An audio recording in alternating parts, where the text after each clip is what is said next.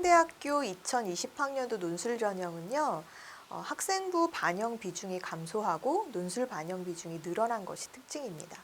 학생부 종합평가로 들어가는 거 아시죠? 그래서 한양대는 논술 전형에서 학생부 교과가 반영되는 것이 아니라 한양대 서류평가 방식처럼 학생부 자체를 종합평가하는 종합평가 방식으로, 정성평가 방식으로 20%가 반영이 되고요.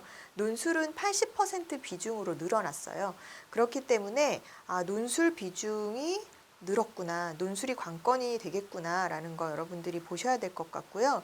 인문계는 인문논술 한 문항이 나옵니다. 한 문제가 나오고, 상경계열이나 의예과는 인문논술 한 문항과 수리논술이 들어가죠. 그래서 수리논술 한두 문항이 더 포함되는데, 이 부분도 의예과 같은 경우에도 그냥 수리논술만 나오는 게 아니라 인문논술까지 포함이 되는구나 라는 것도 한양대 논술 전형에서 우리가 좀 체크해 봐야 될 만한 상황이에요. 그래서 보통 이제 의예과를 논술 전형으로 쓰는 학생들은 상대적으로 내신 성적이 의예과를 지원할 정도로 우수하지 않다거나, 또는 의학 계열을 지원하고자 했을 때 관련된 어떤 탐구 활동이나 이런 부분이 활발히 진행되지 않았다거나 하는 경우에 논술 전형을 과감히 이제 도전해 보는 경우들이 있죠. 그렇기 때문에 2등급선 학생들 중에서도 논술 전형으로 의예과를 합격하는 사례들이 꽤 많죠.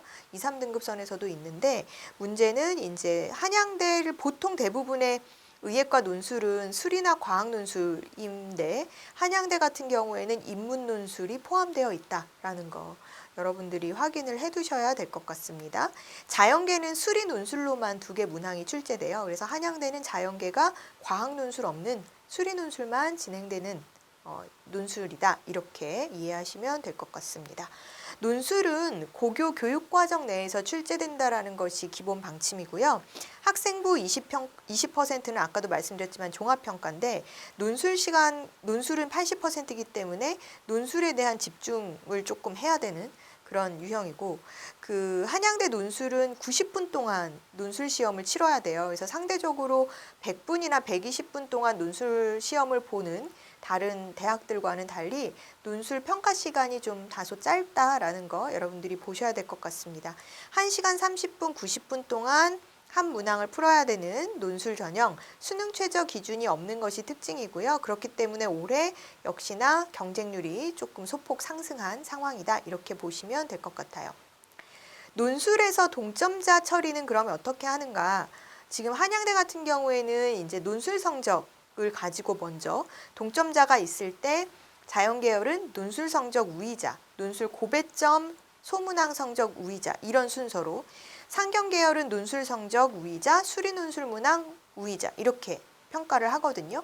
그렇기 때문에 한양대 내가 경영계열로, 상경계열로 논술 전형을 치른다, 그러면 사실은 수리 논술 문항에 좀 집중해서 준비를 하셔야 돼요. 동점자가 있을 경우에 수리 논술 고득점 순으로 동점자 처리가 되는 부분도 있고, 또 수리 논술이 포함되어 있기 때문에 여러분들이 서울 한양대의 상경 계열에 지원하려고 하는 학생들은 지금 시기에는 이제 수리 논술 부분에서 고득점을 받을 수 있도록 준비를 하셔야 된다라고 보시면 될 것 같습니다. 또한 상경계열뿐만 아니라 그냥 자연계열 같은 경우도요, 배점이 높은 고배점의 그런 문항들은 실수하지 않도록, 그래서 한양대 논술을 준비했을 때 배점이 높은 유형의 문제들 먼저 완벽하게 풀어내는 연습을 해야 좀 유리하지 않을까 하는 생각입니다. 의예과도 인문논술이 출제된다라는 거 여러분들이 체크를 하시고요. 올해의 한양대 학교 2020학년도 모의논술은요, 질병에 관련된 내용이 나왔었어요. 그래서 인문계열 문제로 우리가 어떤 식으로 문제가 출제되는지를 좀 살펴볼 텐데요. 일단 1200자를 쓰는 겁니다. 100점 만점으로 들어가고 1200자 논술을 90분 동안. 제시문 같은 경우에는 이제 가나 다가 나오는데, 가 같은 경우에도 A, B 이렇게 내용이 나뉘어서 나오고 있죠. 그래서 문제 자체는 이제 제시문 가하고 나를 참고해서 질병이란 무엇인가에 대해서 답을 하라라는 요구 조건이 먼저 있어요. 그러니까 우리가 1200자 글을 쓸 때 첫 번째로 해결해야 되는 질문 항목은 바로 이 부분이죠. 가나를 참고해서 질병은 무엇이냐에 대한 답을 쓰는 것. 이게 먼저 시작이 되어야 되고, 이를 토대로 했기 때문에 이거를 먼저 제시를 한 다음에 다의 A, B 내용을 활용해서 현대사회에서 질병 여부를 판정하는 기준이 어떻게 결정되는지에 대한 자신의 견해를 밝혀라. 네. 자신의 견해를 밝혀라. 그런데 제시문을 활용해서 밝혀라. 창의성이 조금 들어가요. 한양대 논술은. 왜냐하면 자신의 견해를 이라는 요구 조건이 있기 때문에 이 부분에서 이 결론부를 내가 어떤 식으로 논의를 설정해서 제시를 할지가 학생들마다 좀 차별화되는 부분이겠죠. 그런데 근거 자체는 사실은 제시문을 토대로 이런 창의적인 의견을 내게끔 하고 있으니까 기본 틀은 갖춰져 있는 겁니다. 그래서 어느 정도 이제 제시되는 방향성이나 답안 구상의 틀은 정해져 있는데 거기서 얼만큼 창의적으로 적용시켜서 볼 것인지 이 부분에서 사실 차별화가 될 것이다 라고 보시면 될 것 같아요. 이번 이제 인문계 논술 같은 경우에는 이런 식으로 질병, 인류 역사에서 사실 질병의 역사라는 부분은 우리가 뭐 의학기술이 발달하고 고령화 시대가 되면서도 끊이지 않는 관심 분야이기는 한데요. 이런 질병이 갖는 다양한 의미를 어떻게 파악할 것이냐, 또한 이런 질병을 판단할 수 있는 기준, 그 다음에 이에 대한 대응할 수 있는 방안이라고 이제 논제에서 요구를 하면서 질병이라는 문제에 대해서 종합적으로 생각해 볼 수 있는 그런 문항이 출제되었다라고 볼 수가 있겠죠. 천연두라는 사례로 이제 제시문 가 내용이 설정이 되어 있는데요. 천연두에 대한 대처, 그 대처 방안의 역사를 이제 과거사에서 즉 조선과 청나라를 중심으로 설명을 하고 있습니다. 제시문 가가 이제 이런 내용이고 제시문 나는 고혈압이 질병으로 규정되는 과정 그리고 그 진단 기준이 변화되는 과정에 대한 설명을 담은 내용인데요. 과학 지식의 축적, 그 다음에 사회적 이해관계가 복잡한 연관관계를 가지고 있다라는 것을 보여주는 제시문이라고 할 수 있겠죠. 그래서 이것들을 활용해서 질병이 무엇이냐를 이제 종합적으로 우리가 요약을 해내야 되는 문제예요. 그래서 이런 이제 가에 소개된 질병의 여러 가지 의미를 제시를 해야 되는 것이고 또 이런 적절하게 가와 나를 활용해서 질병이 갖는 이런 의미들을 분석했을 때 몇 점 주겠다라는 것이 이제 배점에서 드러나 있죠. 그래서 종합적인 이제 설명을 하는 데 있어서 가의 내용을 활용해서 인류의 질병에 대한 역사적 특징을 제대로 분석했는가가 전체 100점 중에 20% 배점으로 들어간다라는 겁니다. 그래서 한양대는 이런 항목별, 그러니까 논제가 하나지만 1200자 논술을 해라라는 하나의 큰 문제지만 그거를 소분해서 분석해서 이제 논제에서 찾아내야 되는 내용들에 대한 답이 들어가 있느냐 없느냐를 나누어서 평가를 하는데 지금 1번 가제시문, 나제시문을 가를 활용해서 질병이 어떻게 인류 역사에서 적용이 되어 왔는가, 그 다음에 나를 활용해서 질병에 대한 규정이 역사적으로 여러 요인에 의해서 영향을 받았다라는 의미를 적절하게 분석한 설명이 들어가 있으면 각각 20%씩. 그러니까 100점 만점에 20점, 20점이라는 거죠. 토탈 가나 분석만 40점이라고 보시면 돼요. 그 다음에 이제 두 번째 설명하라는 것들이 다에 나타난 두 사례가 질병 진단 기준에 대해 갖는 의미 그리고 이것에 대한 해결 방안을 자신의 견해로라는 조건이 있었잖아요. 그래서 어떻게 보면은 이제 다제시문을 어떻게 창의적으로 적용할 것인가의 문제가 나와 있는 건데 이렇게 질병의 의미를 먼저 가나를 활용해서 찾았다라고 하면 다의 질병의 세균설에 대해서 이제 질병 진단 기준에 대해서 어떤 시사점을 갖는지를 파악해야 되고 또 게임 이론에서 게임을 이용했을 때 이제 장애가 질병으로 지정이 될 수 있는지 이 기준에 대한 시사점.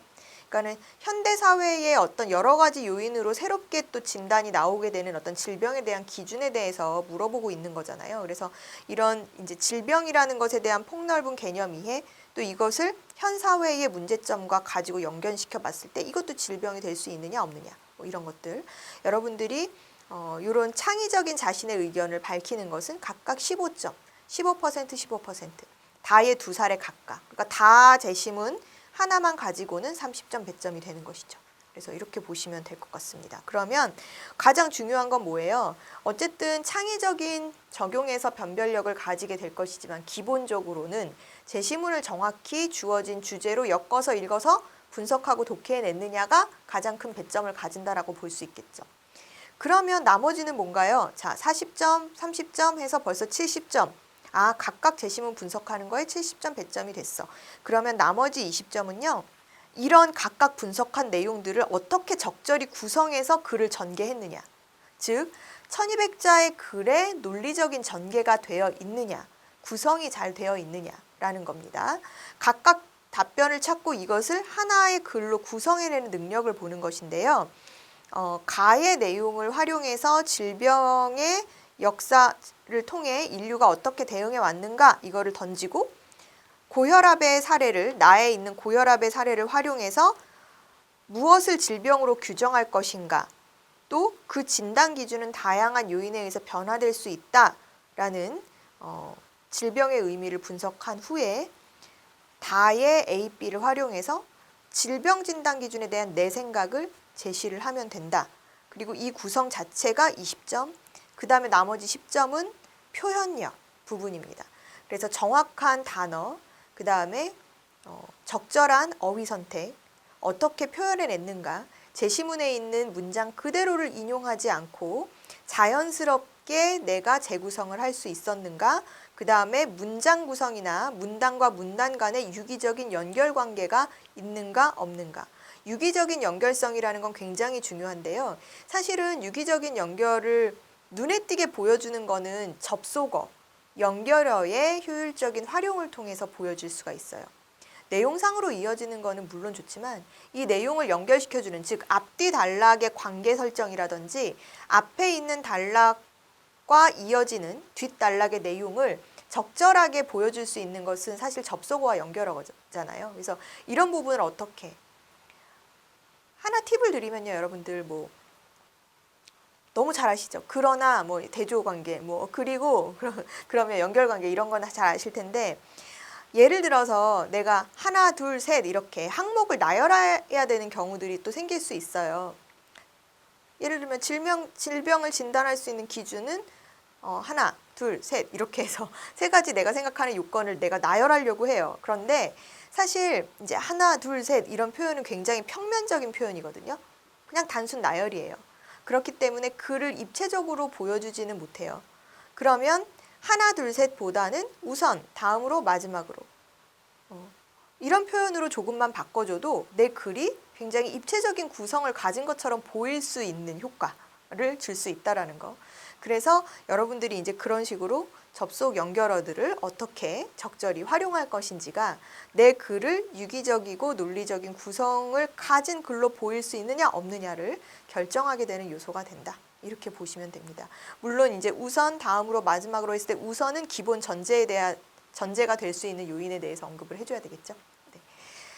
네, 그래서 이제 원고지 문장 표현 어법 규정에서 한양대는요, 1200자 글이었잖아요. 그래서 이제 1150에서 1250자 사이에 글의 분량이 들어가면 사실은 감점이 없습니다.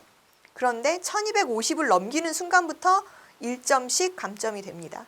또 1000자에서 1150자, 그러니까 1150자에서 1000자 그 사이에 있는 글부터 또 1점 감점이 되고요. 그러니까 감점을 당하지 않을 글의 분량은 1200자라고 했을 때 50자 플러스 마이너스 이렇게 보시면 될 것 같아요.